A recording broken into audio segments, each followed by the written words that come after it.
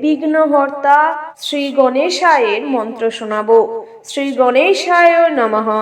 বিঘ্ননাশক শুভদাতা ভগবান গণেশের কৃপা লাভের জন্য আজকের এই পবিত্র মন্ত্র মাত্র 11 বার জপ করুন।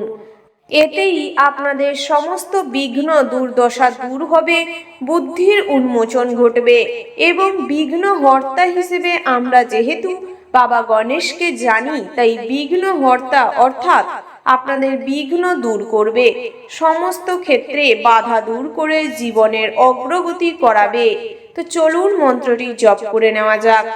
ওম গণ গণপতয়ে নমো নমঃ। শ্রী সিদ্ধি বিনায়ক নমো নমঃ। ওম লম্বোদরায় নমো নমঃ। শ্রী গণপতি বাপ্পা মোরিয়া।